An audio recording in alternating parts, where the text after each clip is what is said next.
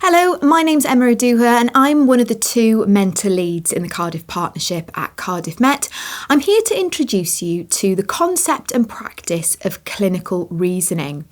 As you know, we have got a research-informed clinical practice model of initial teacher education here in the Cardiff Partnership. And what that requires student teachers to do is to integrate and interrogate different forms of knowledge that they're developing both at university and when on school placement on clinical practice, and to use that interrogation of knowledge to make decisions about their practice and to advance their practice. So clinical reasoning is deemed to be a really fundamental part of that process of interrogation and integration. So I'm going to introduce that concept to you today. But the first thing I'd like to talk about is why we need to improve our practice in this area. And this comes from what we know about student teachers learning, beginning teachers learning more broadly. We know as teachers that teaching is a really complicated and complex act. And although it can come across to the untrained eye as being quite easy and maybe quite simple, there's a lot of complex decision making that's going on in the mind of the teacher that's guiding those visible acts of teaching that you can see going on in the classroom. What we also know is that experienced teachers' knowledge in use, that tacit knowledge that is going on in their mind that's guiding their decision making in a complex lesson, is very, very difficult for student teachers to access. Number one, they might be sort of on the periphery observing their mentor teach or the expert teacher teach. And so they are not party to what's going on in the mind of the teacher in the moment-to-moment act of a lesson or goings on in a lesson. But what we also know is that expertise that's possessed by mentors that work with student teachers can be quite difficult to articulate. Number one, they might not have the time to articulate their reasoning. Or number two, it happens sort of ephemerally. It's happened, it's been and gone, and without sort of the opportunity to really unpack and unpick why they did what they did in the lesson, that reasoning is not necessarily going to come to the fore. That knowledge in use is not necessarily going to come to the fore. So we've got this dual problem here where student teachers can't necessarily access their mentors' knowledge in use, and where mentors aren't necessarily used to articulating the decisions that guided the steps that they took in the lesson. What we do know, though, is what does go on in the mind of the expert teacher is incredibly complex and involves critical thinking. Teachers' expertise, as Bernhager and Mutton posit, essentially depends on a process of selecting what they need to focus on in that lesson. Who am I going to focus on? What groups of learners? What am I going to do next? Interpreting what they've selected, so any data that's coming their way in the lesson, whether that's qualitative, the behaviours of the learners, what's going on in their books. Interpreting that data and then making judgments, deciding what they're going to do next, how they're going to move forward in the lesson or in the next lesson. Really complex cognitive process going on there. What we do know about student teachers is that they have this dual identity, their identity as a learner, as a novice, but also a desire to want to adopt an identity of a professional very early on. And we can see this coming through in this quote from Bernhager and Mutton, the desire to secure their identity as a teacher and to be accepted as such by pupils and colleagues may lead trainees into simple imitation rather than genuinely adaptive expertise. So there's another warning there from Bernhager and Mutton that if we don't do something to sort of disrupt that desire to want to imitate in order to come across as professionally competent, they might actually fail to develop the important critical thinking skills, the ability to reason, to interpret, to make judgments. We might deny them the opportunity to do that. And that's where clinical reasoning comes in. So with all of that in mind, we're going to have a look at clinical reasoning as a concept, and then most importantly, how we might use it and how conversation prompts might be used to develop student teachers' clinical reasoning. So what is clinical reasoning? Well, I'd like to just take a moment to flag up this article from Krivalt and Turnage entitled Conceptualising an Approach to Clinical Reasoning in the Education Profession. Much of what I'm going to talk about now is derived from this article. Krivalt and Turnage are both teacher educators, and they're putting forward clinical reasoning specifically to school-based teacher educators working with student teachers. So you've got a definition here from the article. Clinical reasoning is the analytical and intuitive cognitive processes that professionals use to arrive at a best judged ethical response in a specific practice-based context. And we can pull this apart to start to understand how this approach to teacher education can really help to develop a student teacher's critical thinking skills, their ability to problem solve, and therefore interrupt this urge to imitate their mentor. So it talks about the importance of analytical and intuitive cognitive processes, because a lot of what teachers do in the classroom is based on that intuition, but also in analysing what's going on in the moment. They use this to arrive at a best judged ethical response. Now, when we get into the nitty-gritty of clinical reasoning, we'll see how some of the questioning conversation prompts really challenge student teachers to probe their personal assumptions about and beliefs about teaching and learning. And in turn, it can also encourage mentors to address some of their long-standing beliefs and practices too. So we'll look at that in more detail in a moment. But what this is also saying is that clinical reasoning happens in response to something that's happening in context. So you could argue that clinical reasoning is going to be most powerful for student teachers when used as a teacher education tool on clinical practice in school. So let's have a look at the elements of clinical reasoning as articulated in this article by Krivalt and Turnage. Firstly, and this really is a very important step to consider before you begin to use clinical reasoning in your practice, it is based on respectful and reciprocal dialogue. And you could perhaps take a step back from that and argue that a really positive, collaborative relationship between student, teacher and mentor needs to precede clinical reasoning. So there needs to have been sort of some relationship building so that the soil is fertile, as it were, for respectful and reciprocal dialogue. And Krivalt and Turnage argue that it's characterised by listening. They actually use the term active listening in the article. Open dialogue. So, there's not necessarily going to be an upshot if the student teacher sort of exposes preconceived ideas about teaching and learning in that open dialogue context. But also, really importantly for the teacher educator who's leading clinical reasoning, skillful prompting. So using questions to prompt the student teacher to probe those assumptions and to help them to adopt that more critical stance on their practice. Second element of clinical reasoning is the iterative use of data and evidence. And data can be a bit of a big word, can't it, when it comes to education? But I guess here we're not just talking about data, classroom data that we might get on something like class charts or Sims. We're talking also about the kind of qualitative soft data that teachers pick up on in a lesson that helps them to understand and analyse the impact of their teaching practice. So mentors and student teachers draw upon classroom data, but they're also encouraged in clinical reasoning to draw upon theory to support their evaluations of what happened in the lesson or what's happening within their practice, and well-reasoned designs for next steps in teaching.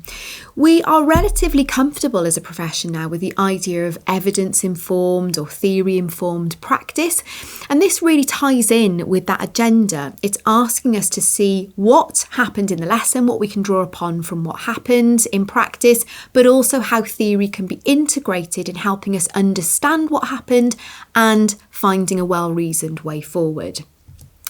The third element, and this is where arguably the magic happens, is where the student teacher or the mentor or both are encouraged to articulate their reasoning. It makes student teachers' learning visible, and it also makes mentors' tacit knowledge accessible. And we talked about that a few slides back. It can be very difficult for students to access that tacit knowledge, but also we want to make sure that the student teachers aren't simply imitating practices that they've seen modelled by their mentor. We need them to articulate their reasoning so we understand why they're doing what they're doing, and so that they can come to a better understanding of why they're doing what they're doing and the impact that it has. And finally, and this refers back to that previous slide with the quotation about ethical judgments and decisions, clinical reasoning encourages a sort of gentle probing of personal assumptions and theories. And Krivalt and Turnage posit that this is central to supporting a much more critical orientation towards improving teaching. It interrupts unquestioning acceptance and imitation of existing beliefs and practices. Now, that can be, trying to tackle perhaps some deficit perspectives that the student teacher or mentor or both might hold about pupils in the class, or it might be just using those question prompts to probe any sort of assumptions on the part of a student teacher about why they're doing what they're doing in the classroom. It might be that the mentor is assuming that the student teacher isn't taking on board the feedback that they've been getting for numerous lessons, but it might be that the student teacher hasn't fully grasped what they mean by that feedback or how to put that into practice in the classroom. So it can not only probe the personal beliefs and assumptions on the part of the student teacher, but it can also have a reciprocal impact in terms of learning for the mentor, who can start to understand the student teacher's learning and needs better, but may also come to understand their own practice better in the process. So now we move on to the how. How do we use questioning skillfully within clinical reasoning in order to bring about that inquiring stance, that critical thinking, to bring about the challenging of those personal assumptions?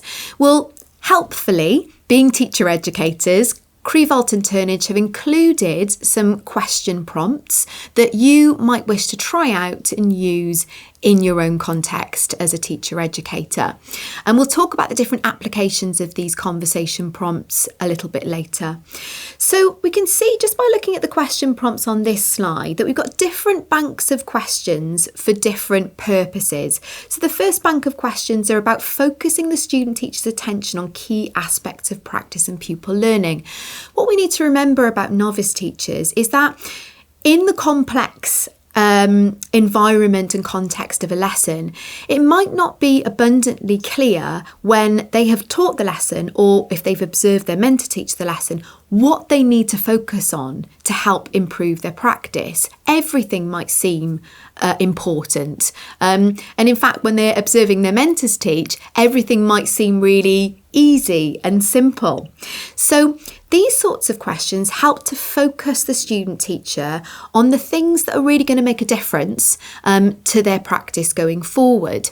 So you might ask as a mentor or teacher educator, what questions does this particular moment in the lesson raise? And to give an example, perhaps the student teacher used a questioning technique in the lesson that didn't quite land or didn't elicit responses from a number of learners. So by asking, well, what questions does this raise? Looking at the responses that you had from the pupils, what questions does this raise? And what intervention is likely to have the greatest impact going forward based on whatever came up in the lesson? What has been done and how can progress be made from here? So it's kind of putting things back onto the student teacher and asking them to really dig deep into what happened in their practice and to start to adopt that critical thinking, that inquiring stance. We've then got question prompts that Encourage student teachers to seek and use evidence. As we know from the elements of clinical reasoning, it involves that integration, that interrogation of different types of evidence. So we've got questions such as, what evidence supports this? Or how do we know? So it might be that a moment came up in the lesson, the student teacher is given a particular stance on what happened in the lesson, and by asking these questions, it could prompt them to sort of look to the evidence to back up their position or their thoughts about what happened. How could we check if this is so? What literature can we seek to advance our thinking? As we know, in the complex act of teaching, there are not necessarily easy answers to things that come up in teaching and learning. And so encouraging student teachers to look to literature, and indeed as a teacher educator looking to literature to advance your thinking about something in particular, can be really fruitful in finding the way forward. Then we've got some question prompts that help the teacher educator check the understanding and develop the understanding of the student teacher. Now, I've been guilty of this in the past. Saying of a student teacher, I've given them this advice over and over again. They've had this feedback and they're still not putting it into action. It's highly likely that there is a good reason behind this. And unless we ask the right questions, we might not get an understanding of their understanding with regards to that feedback, or lack of, as it might be. So asking questions such as, I noticed that you did this in the lesson, and I think you did it for this reason. Am I right about this? So there's sort of an open-handed opportunity there for the student teacher to articulate their reasoning and to expose their understanding, their level of understanding about that aspect of their practice. You might ask, it puzzled me when you did this in the lesson, considering that I'd advise that you do this. Can you tell me a bit more about that? So again, you're not sort of positioning yourself as the mentor and someone who is the constant giver of feedback, the constant source of improvement. You're putting it back onto the student teacher to dig into what happened, to articulate why they did what they did, and to bring it into sort of question in their mind. It might then help you to intervene and develop their understanding further. Then we've got some really interesting questions that encourage the student teacher to test out their ideas, to challenge their assumptions, and to make decisions based on that sort of challenging of those personal beliefs and practices that perhaps are not helping them to move their practice forward. So questions such as, what would happen if? What is the assumption that you've made there, and how might you investigate or test that assumption? An example might be that a student teacher will say, I really can't do group work with this class because they can't cope with it, they're not ready. The mentor might then ask, well, what is the assumption that we're making here, and how might you investigate or test that assumption? Explain why you say that. So again, encouraging to make their reasoning and their understanding visible. How do your reasons support your decisions? Again, encouraging them to draw upon evidence. And what were or might be any unintended consequences of that action? Going back to my previous example, if you're saying that this class can never do group work, what could be the unintended consequences of that action? So there are more banks of conversation prompts that you will find in the article from Krievold and Turnage, but I've just drawn out some of the important ones that hopefully have illustrated to you the sort of depth of thinking that clinical reasoning can bring about if used skillfully on the part of the teacher educator. And the last thing I'd like to give you is some ideas about when the conversation prompts and clinical reasoning more broadly could be used to support and encourage clinical reasoning in our programmes. So firstly, you might use these sorts of questioning prompts when scrutinising the student teacher's lesson plan. So before they even come to teach it, some of these questions might help you to check for the student's understanding and head off any issues at the past before they even come to be in front of the pupils. It might be when you're team planning with a view to team teaching. So in that context, it might be that you're encouraging and using those questions so that the student can sort of tap into your knowledge in use. For example, you might articulate to them why you've got the learning intention for that particular lesson that you're team planning and teaching, because you will know things about that class that the student teacher won't. So it could be a useful way of unearthing some of your tacit knowledge that's guiding your decisions when you're team planning and teaching with them. After a formal or informal lesson observation, I think we've given a lot of examples of that, and it might be that you combine this with a recording. It can be very difficult for student teachers to remember what happened in the lesson that they've just taught. So maybe recording an observation so you can play some moments back and combine it with clinical reasoning question prompts could be quite powerful. After the student teacher has observed you teach as the mentor or as the teacher educator, they could then use those question prompts themselves to dig into sort of key moments in the lesson so that they can understand your knowledge in use and how you used it.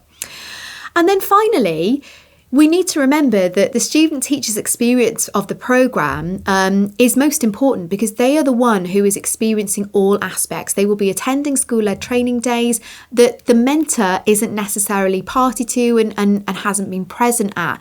So it might be that you use some clinical reasoning question prompts to help dig into what they experienced in other parts of the programme that you don't know about, but to also help them to translate that into the context of their practice with you in your department or within your class. So hopefully that's given you an overview of clinical reasoning as a concept, why we need it, and how you might start to integrate it within your own practice. Now, the last thing I would say here is, and this is just to reiterate some of the concluding remarks from Krievold and Turnage in this article, is that there really isn't a silver bullet in teacher education practice, and it might be that clinical reasoning is something that you integrate in a scaffolded way early on for the student teacher, that you build it up slowly. So take this approach, consider it carefully, try it out, but do that with the student teacher that you've got in front of you in mind and their particular needs.